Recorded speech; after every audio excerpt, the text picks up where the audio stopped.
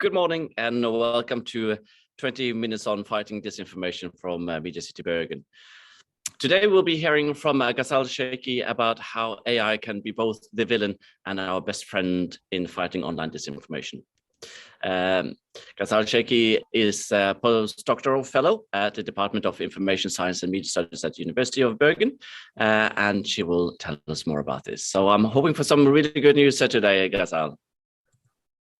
Sure. Hello, everyone. Let me share my screen. Okay. So, hello, everyone. And it's a great pleasure for me to be part of this wonderful initiative on fighting disinformation. Before I start, I'd like to have a note on the title of my talk. Train to deceive doesn't mean to blame AI or bless AI for the good or bad intention that the people behind this is using. So this is just a tool like every other tool, and it could be used with good or bad intention.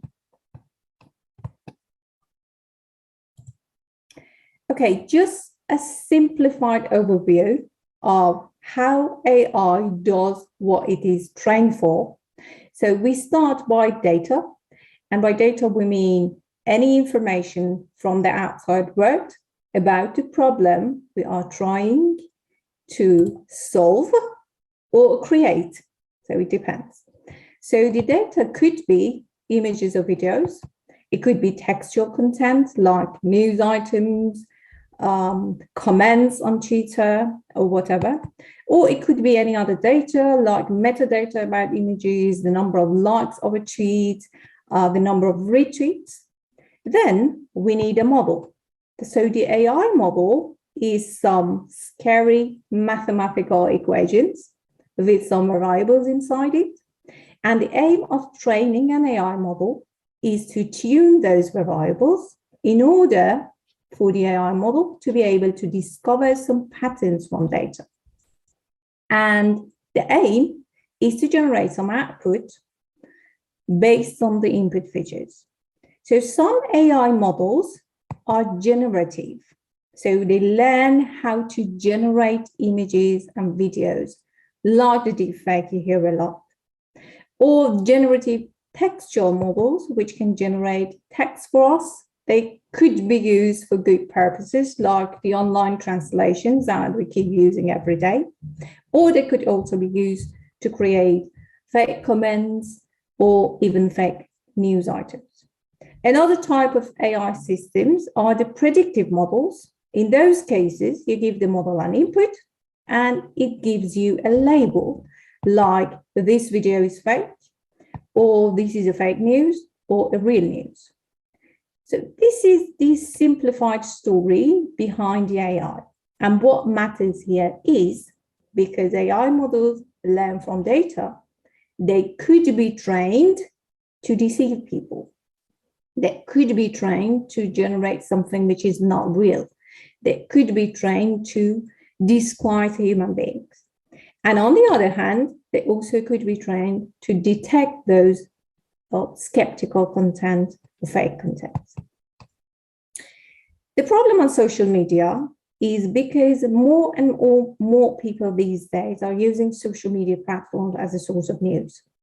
So it is good to have social media, which helps people connect to each other, have access quickly to the content, but because the amount of information there, both visual and textual, is massive, it's not possible for human fact checkers and other people in the front line of disinformation to debunk all the information there. And you can see here, like, Facebook, YouTube, WhatsApp, Instagram, and Twitter are among the most popular social media platforms for news consumption. And since the information there couldn't be debunked by human beings at scale and speed, and part of it is actually the guilt of the AI system for having that huge amount of disinformation there, part of it could be the blessing of AI helping us to debunk the information which human beings can't do. So, where is AI in the disinformation lifecycle? The bad news is that AI could be used to create and propagate disinformation at speed and scale. So it could create manipulated visual content, deep fakes, doing voice morphing, or it can also create fake news. Then there are some automated bots, political bots, trolls, and fake followers, and targeting ads. And all of this could help fueling disinformation. But on the other hand, the good news is AI could be the weapon to fight disinformation, because verifying using AI tools sometimes is more scalable and sophisticated than just relying on human beings. So we've got fake news detectors, bot detectors, multimedia forensics techniques, automated fact checking, and bias mitigation when it comes to ad targeting. So you will hear about all of this shortly. Let us start with deceptive content generation, where AI stands there. Okay, there are usually two types of content generation using AI. Deepfakes, the famous video everybody heard about the Ukraine war. And before AI tools or human being could debunk it, it's already went viral, but finally it was debunked. There is also AI systems. There are AI systems out there which are able to create fake news. How sophisticated they are? Still not very, but some research shows that even AI generated fake news could sometimes fool the experts. So you can see an example here of a fake news related to COVID vaccine generated completely by an AI system. So apparently AI is to be blamed for generating this, but at the end of the day, these are the human beings who train these models to be able to deceive people. Dissemination of disinformation is always also something that AI could be blamed for. So we've got social bots. I'm just giving a quick overview of every AI-based or something which is facilitated by AI that fuels the disinformation the spread on social media. So social bots are bots which are able to retweet, like, follow people, and they can fuel dissemination of disinformation because they could do all these acts at a massive scale. They are also able to launch cyber attacks because they can do all these actions at scale. A subcategory of them are called political bots, and those are trained specifically to promote political content. So people with bad intention could use them to influence elections randomly. There are other fake accounts there, which are called sock puppets. They are usually controlled by human beings, but sometimes some level of automation is added to them using AI, and then they can be called cyborgs. And the main aim of using them is to influence real users, targeted real users. Then there are trolls. You hear a lot about Russian trolls these days, and these are politically oriented sock puppets, and they are mainly controlled by governments when there are propagandas or they are being used by affiliated organizations. AI could also be used to create fake followers, and because on social media, most of the time, the number of followers, quantity is more important than quality, these AI fake followers, they exploit the attention-centric nature of social platforms to intensify some fake content. There is another hidden problem in using AI for disinformation dissemination, and this is related to ad targeting and delivery. Okay, it is good to have AI systems to help people receive more relative ads, but at the same time, since AI systems are trained based on data, and there is always a problem in the data, like biases towards some specific races or specific peoples or minorities are being ignored, then the AI system could intensify those harmful practices and discrimination. Okay, to see the extent of the problem about those fake and real accounts, I provided summary for 2021. So when you look at Facebook, in 2021, Facebook removed 6.5 billion fake accounts. You know that it couldn't be done using human beings, of course. They usually use AI and human being at the same time to detect fake accounts, but it shows the extent to which the problem is there. And comparing it to 3.5 billion active users in 2018, it shows the extent of the problem. For Twitter, almost similar story, 70 million fake accounts removed in 2021, and the average monthly active users of Twitter are 330 million. So they can have a huge impact on the way disinformation disseminates on social media.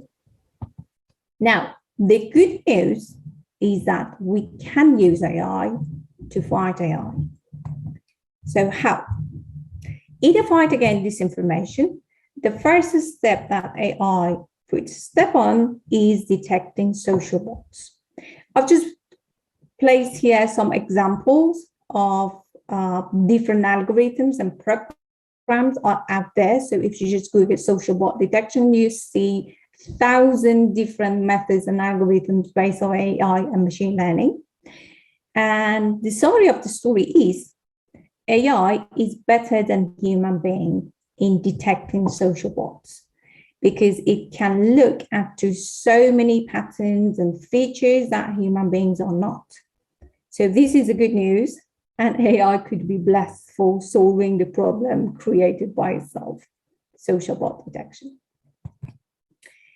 Another blessing of AI in the fight against disinformation is the way it helps for detecting fake content and to assist human fact checkers.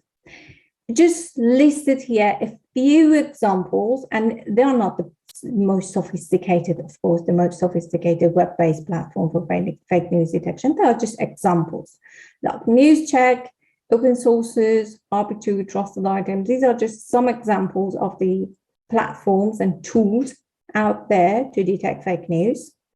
In addition to that, fact-checking organizations have already started relying on AI to help them during the procedure of fact-checking. Like Full Fact has a very sophisticated automated fact-checking system. It's not fully automated. There is always need for human being to be in the loop. But the laborious part of the job, like screening, finding related content, finding what to check, could be automated using AI. Or Google has established its own fact check tool. Again, it's not a very efficient one, but it's better than nothing. And since AI keeps emerging and developing, then it might come someday that AI is fully capable of debunking most of the disinformation, at least on social media. And the cutting edge technology also tries to use the fake content generated by AI in order to train AI to detect fake news. So there is a lot of technology out there and it keeps developing. So we can have hope that sooner or later, AI would contribute more and more into the fight against disinformation, more than it contributes to its spread. It feels it these days. And finally, we have multimedia forensics, the tools and methods, AI-based methods, which are used to debunk visual content. So I borrowed these two lists from a demo we created at Media Features, and it summarizes all the tools about image forensics. And I guess that 2 weeks ago at the same series, 20 Minutes of Fighting Disinformation, Tien, our colleague, has already talked about, which is multimedia forensics. But it is to say that, okay, AI can generate deepfake, but it can also be used to detect deepfake to fight against it.